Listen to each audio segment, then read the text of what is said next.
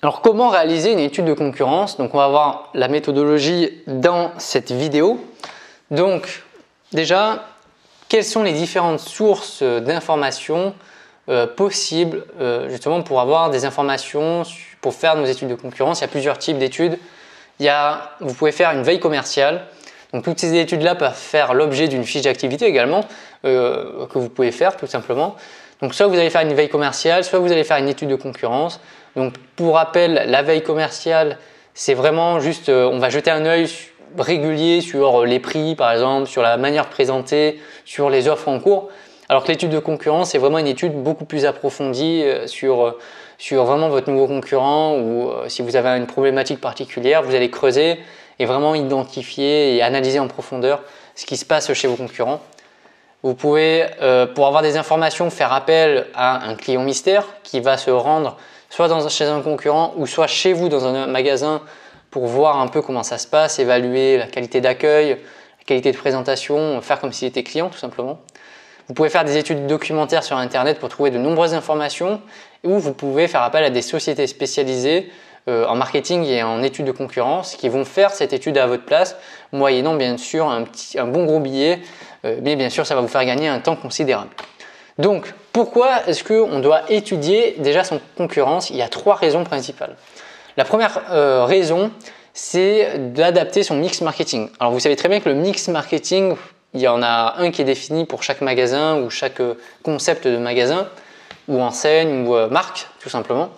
Donc vous devez déterminer une stratégie en termes de prix, déjà de positionnement prix, en termes de produits, quelle est l'offre que vous allez proposer, en termes de distribution, c'est-à-dire quelles sont les méthodes de vente et les canaux de distribution que vous allez utiliser, et en termes de communication à l'intérieur de votre point de vente ou à l'extérieur. Donc le but de faire une étude de concurrence, c'est de voir un peu ce qui se passe et d'adapter du coup toute notre stratégie marketing pour pouvoir réagir rapidement à ce qui se passe. Ça, c'était la première raison.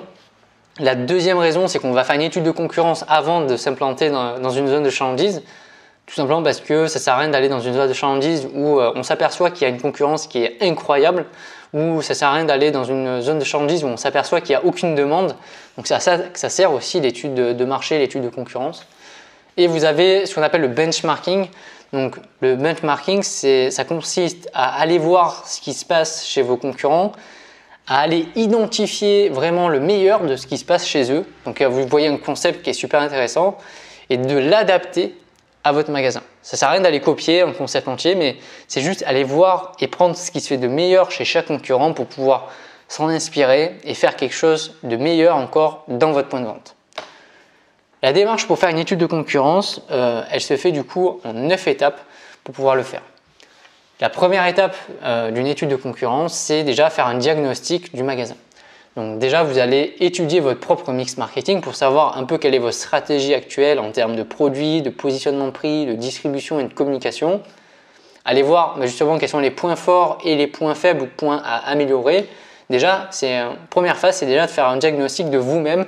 Parce que comment aller voir ce qui se passe ailleurs si vous-même vous ne savez pas ce qui se passe chez vous. Ensuite, une fois que vous aurez fait votre petit diagnostic, vous allez relever des points faibles. Et vous allez peut-être vous demander, est-ce que ça ne vient pas de la concurrence ou comment est-ce que chez la concurrence ils font par rapport à cette problématique-là. Donc ça va vous donner déjà quelques orientations, quelques axes de travail à aller voir chez vos concurrents. Maintenant, vous allez devoir ensuite déterminer pourquoi est-ce que vous avez fait cette étude. Est-ce que c'est une simple veille commerciale? Est-ce que c'est vraiment une étude de concurrence vraiment très poussée où vous allez vraiment aller en profondeur? Ou est-ce que c'est juste pour s'inspirer et trouver des idées, donc faire du benchmarking? Donc à vous d'identifier tout ça. Une fois que vous aurez identifié votre objectif d'étude, il va falloir aller faire un tour chez vos concurrents. Donc déjà, première chose, listez tous vos concurrents. Alors direct ou indirect, mais qui sont assez proches de vous quand même. Listez tous vos concurrents pour savoir qui potentiellement peut vous faire du mal. Ça ne sert à rien d'aller lister un concurrent qui représente rien pour vous. Vous allez perdre du temps dans votre étude. Alors peut-être pour prendre quelques idées en benchmarking, ok, mais concentrez-vous vraiment sur vos principaux concurrents. Sinon votre étude va être beaucoup trop longue.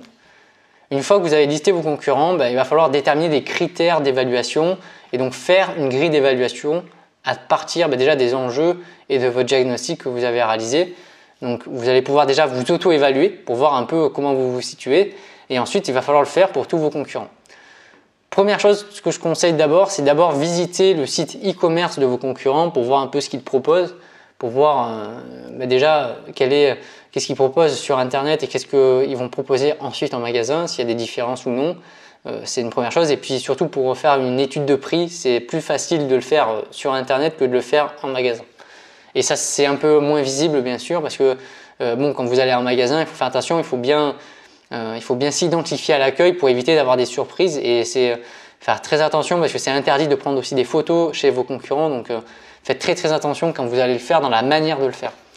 Donc première chose, vous visitez vos sites e-commerce et ensuite vous allez visiter physiquement vos magasins avec votre grille d'évaluation ou avec votre mémoire et ensuite quand vous rentrez chez vous, vous évaluez à distance ce que vous avez vu.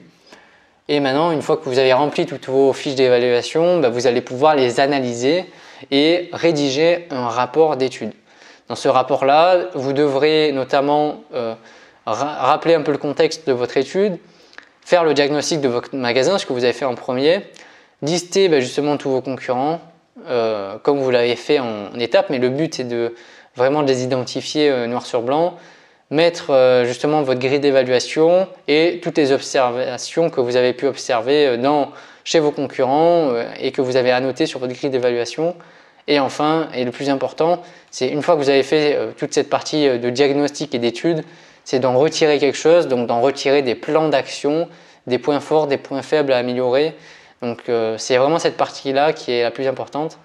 Et une fois que vous avez rédigé votre rapport, vous allez pouvoir le transmettre à votre hiérarchie pour que soit qui vous autorise à mettre en place les plans d'action que vous avez préconisés ou tout simplement pour prendre connaissance de votre étude et pouvoir anticiper à l'avenir ce qui pourrait se passer, adapter le mix marketing. Enfin, il y a plein de possibilités avec cette étude de concurrence.